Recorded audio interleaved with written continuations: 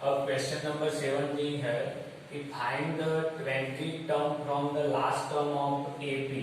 अभी एपी का जो लास्ट टर्म है वहां से 20 नंबर वाला जो टर्म है वो आपको इसके अंदर ढूंढना है, बराबर है। यानी लास्ट टर्म है 253, बराबर है।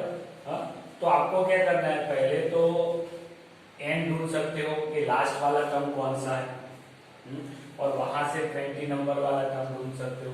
यानी लास्ट टर्म यानी एन ढूंढना पड़ेगा। तो आपको इसके अंदर दिया क्या है, तो एपी 3, 8, 13 अप टू 253 ये नंबर्स दिए। तो a is equal to 3, b is equal to 8 minus 3 यानी 5 एंड a n दिया है लास्ट टर्म या nth टर्म, बराबर। तो कितना है 253। तो आपको क्या ढूंढना है, पहले n ढूंढना है। ये लास्ट टर्म कौन सा है वो पता चलेगा, तो वहां से 20 नंबर वाला टर्म आपको लेना है। तो मैं लिखूंगा an is equal to a plus n minus 1 into D.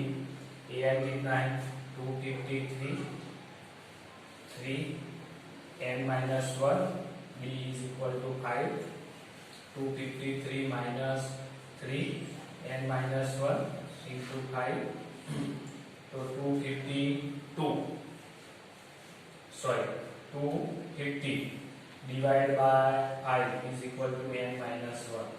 तो n माइनस 1 इक्वल 250 को 5 से डिवाइड करेंगे तो 5 5 जा और 0, बराबर है 50 आएगा।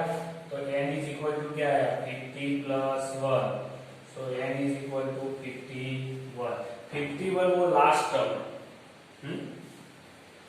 तो last term n is equal to 51। अब क्या करना है आपको, 20 टर्म फ्रॉम द लास्ट, तो 20 term from the last term is equal to, देखो इसका डायरेक्टली फॉर्मूला है कि आपको लास्ट से 20 नंबर वाला टर्म ढूंढना है। तो ये आपका कितना हुआ था, ये 51 नंबर वाला टर्म हुआ लास्ट टर्म, ये 1 नंबर वाला, तो इधर से 20 नंबर वाला टर्म ढूंढना है, तो रिवर्स जाना है। तो इसका डायरेक्टली फॉर्मूला है कितना है, तो दिया हुआ कितना है टर्म 51 है ना, तो 51 यानी जो लास्ट टर्म है वो n माइनस 20 प्लस 1 कर दें, बराबर। तो n कितना था 51 माइनस 20 प्लस 1 यानी कितना आएगा, ये प्लस 1 इसमें ऐड कर सकते हो आप। तो 52 या 5 में से 5, 31 प्लस 1 यानी 32, जो 20 थे लास्ट टर्म। तो अब a 32 ढूंढ लेते हैं, a प्लस a की वैल्यू कितनी है 3, n कितना तो 32 माइनस 1 और d कितना है तो 5, तो 3 प्लस 31 मल्टीप्लाई 5, तो 3 प्लस 5 3 जा 50, तो 158 132 यानी लास्ट से 20 नंबर वाला टर्म है वो कैसा आएगा 158 आएगा।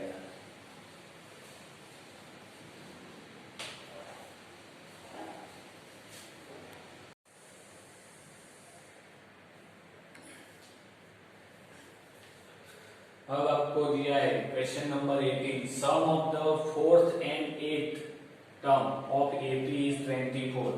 फोर्थ टर्म की बात है तो ए फोर्थ और एथ यानी ए इज इक्वल टू 24 दिया है। दूसरा देखो सम ऑफ सिक्स टर्म यानी a 6 plus a 10 is equal to दिया है 44। तो इन दोनों का यूज करके पहले अगर आपको फाइंड एपी करना है, ऐसे एपी ढूंढना है, तो आपको क्या ढूंढना पड़ेगा, ए और डी चाहिए, तो वही आप एपी ढूंढ सकते हो। तो इन दोनों को आपको सॉल्यूशन बनाना है। तो ए 4 यानी क्या लिख सकता हूं मैं a plus 3d a plus 7d is equal to 24 ऐसे लिख सकता हूं। इस तरह से इसको भी लिखना है तो a plus 5d plus a plus 9d is equal to 44 बराबर है। तो क्या आएगा a और a 2a प्लस 3 और 7 और 3 10d इज इक्वल टू 24। सब में से 2 कॉमन निकलेगा तो a plus 5d is equal to 12 ये इक्वेशन 1 हो गया बराबर। इनमें से 2 कॉमन निकला है सब में से और कट गया 2 कैंसल। इधर a प्लस a 2a 9 और 5 कितना होगा 14b इज इक्वल टू 44। तो 2 कॉमन निकलेगा तो a plus 7d is equal to आएगा 22 इक्वेशन नंबर 2। तो इक्वेशन 1 एंड 2 हो गए आपके पास। अब इक्वेशन 1 एंड 2 है आपके पास तो इनका सॉल्यूशन एलिमिनेशन मेथड। तो यूज एलिमिनेशन मेथड। मैं डायरेक्टली करता हूं कुछ लिखता नहीं चाहता। 5d प्लस 12 है a plus 7d is equal to 22 है। देखो दोनों में a है लेकिन साइन कैसी है इक्वल है इसीलिए मैं सब्ट्रैक्शन किया इसीलिए नीचे की साइन चेंज कर दी। प्लस था तो माइनस प्लस था तो माइनस प्लस था तो माइनस ये कट गया। अब देखो 7d वो माइनस है 5 में से तो माइनस 2d इधर क्या आएगा 2 में से 2 जाएगा तो 0 2 में से 1 10 वो भी माइनस दोनों की साइन सेम है तो कट जाएगी। तो d is equal to 10/2 then d is equal to 5। तो d मिल गया। अब कोई भी इक्वेशन में रख दो d की वैल्यू यानी इधर रखते हैं a plus 5d is equal to 12 तो a इज इक्वल टू क्या आएगा 5 d की जगह पे 5 इज इक्वल टू 12। तो क्या मिलेगा a प्लस 5 5 जा 25 इज इक्वल टू 12। तो a is equal to 12 minus 25 तो a इज इक्वल टू 5 में से 2 जाएगा तो 3 2 में से 1 13 वो भी माइनस में आया बराबर। तो आपके पास a है d है तो हर एक टर्म आप ढूंढ सकते हो। फर्स्ट टर्म तो ये मिल गया। Second term a2 is equal to a plus b a 13 plus 5 यानी कितना आया माइनस 8 आया। फिर आया a3 तो a प्लस 2d तो ये कितना है 13 और 5 2 जा 10 यानी माइनस 3। तो गिवन AP कौन सा मिला first term minus 13 minus 8 minus 3 और अब 2 जाएगा तो आपको AP मिल गया। अगर n टर्म बोला है तो n टर्म भी आप वहां लास्ट में लिख सकते हो कि an कितना आएगा तो a की वैल्यू कितनी है तो 13 प्लस n माइनस 1 और d की वैल्यू कितनी है 5 है तो 13 प्लस 5n माइनस 5 यानी 5n माइनस 18।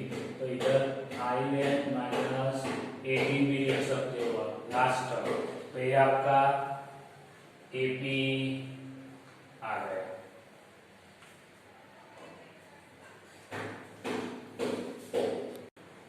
अब आगे कुछ अब 5.2 तक कंप्लीट हुआ है तो 5.3 से आपको number of term addition of number of term की बात आएगी। तो sum of first n term का आप एडिशन करेंगे तो जिसको Sn बोलते तो उसका फॉर्मूला n/2 ब्रैकेट के अंदर 2a plus n minus 1 into d है। अभी लास्ट टर्म ऑफ AP को अगर मैं L बोलता हूँ तो Sn का फॉर्मूला दूसरा मिलेगा n/2 a प्लस l। दूसरा एक फॉर्मूला है कि लास्ट टर्म an ढूंढना है तो Sn minus s of n minus 1 यानी लास्ट टर्म और उसके आगे वाले टर्म का अगर आप एडिशन का सब्ट्रैक्शन लोगे तो आपको लास्ट टर्म an मिलेगा। Sn is always form of pn square plus qn। तो देखो इधर n है वो वेरिएबल है और ये क्वाड्रेटिक इक्वेशन पावर ऑफ 2 है, तो आपको यही फॉर्म में मिलेगा। इधर p और q है, ये कोई भी कोएफिशिएंट हो सकते हैं, लेकिन ऐसे फॉर्म में आपको Sn का इक्वेशन मिल सकता है। अगर n फॉर्म की बात करें तो नंबर ऑफ n नहीं दिया है तब। फर्स्ट n पॉजिटिव इंटीजर है तो उसका सम करना है, तो Sn is equal to n plus n into n plus 1/2। अगर आपको फर्स्ट 50 नंबर बोला है तो n की जगह पे 50 ले लो तो डायरेक्टली आंसर मिल जाएगा। First n even positive integer अगर इवन में है तो Sn equal to n square plus n वाला फॉर्मूला है। अगर first n odd positive integer यानी 1 3 5 7 ऐसे नंबर है तो Sn is equal to n square होता है। तो आपको ऐसे बोला है कि एग्जांपल में कि फर्स्ट 50 टर्म वो भी कौन से ओड लेने हैं आपको, बराबर है। तो Sn इज इक्वल टू क्या आएगा 50 का स्क्वायर यानी 250 0 0, तो इतना एडिशन होगा 250 टर्म का। डायरेक्टली आप n स्क्वायर की तरह ले सकते हो। First n odd positive integer की बात की है तो 50 ओड नंबर है तो 50 का स्क्वायर, तो सीधा ही आंसर मिल सकता है। अब हम देखेंगे इसके अंदर एक्सरसाइज 5.3 जिसके अंदर यही सब फॉर्मूला यूज होगा।